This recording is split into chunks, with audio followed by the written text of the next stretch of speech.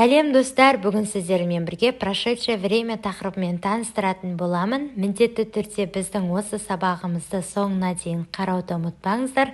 Сол кезде сіздерге сабақ түсінікті болады. Ал сабақты бастайық. Біз білеміз, қазақ тілінде етістік деген тақырып бар. Ол орыс тілінде глагол деп айтылады. Және үш шаққа бөлінеді. Осы шақ настоящее время, өткен шақ прошедшее время, ал келер шақ деген будущее время деп осылай бөлінеді екен. Ал біздің бүгінгі тақырыбымыз прошедшее время, өткен шақ деп аталады.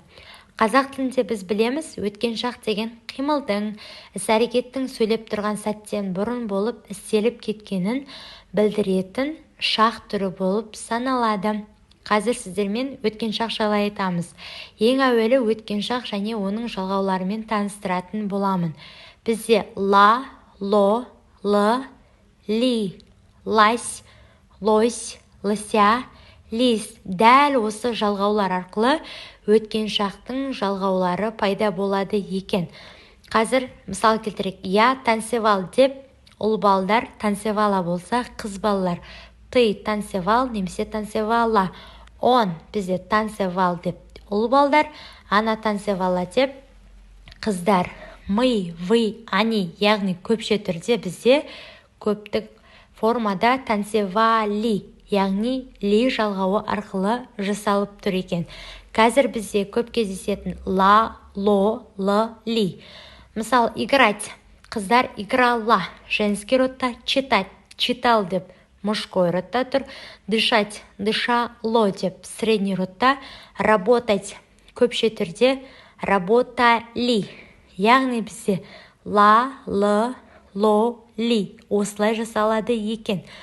Готовить сөзін алып көрейік. Девушка готовила. Женский род болып тұр.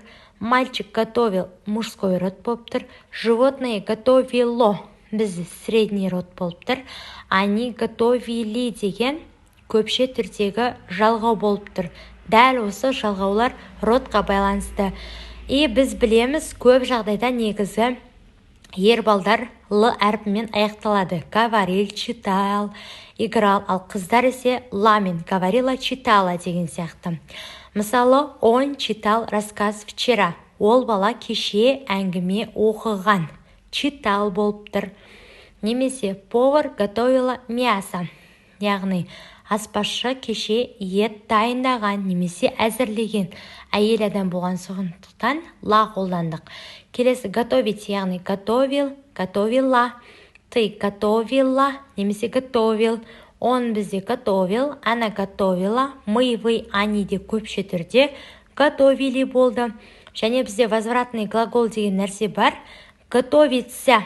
Возвратный глаголды міндетті түрде кейінгі сабақта түсіндіремін.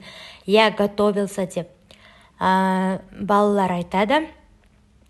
Ты готовился, он готовился, ал қыздар она готовилась. Мы, вы, они де готовились деп қолданамыз. Келесі учиться. Я училась деп қыздар айтады. Ты училась, он учился, она училась, мы, вы, они де учились болады. Женский родта сіздер лась қолданасыздар.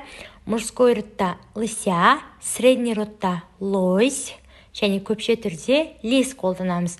Мысалы, веселит бізде көңіл көтеру, веселиться көңілдену, ал өткен шақта веселился болады.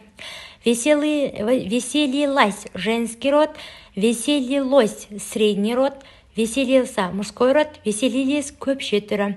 Обедать сөзінің өткен шақтағы түрі обедал.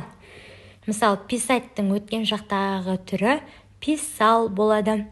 Играттың өткен шақтағы формасы играли болады.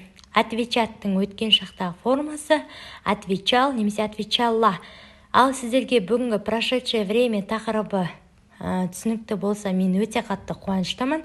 Біздің каналға тіркелуді, лайк басуды ұмытпаңыздар. Спасибо за просмотр. Келесі кездескенше достар.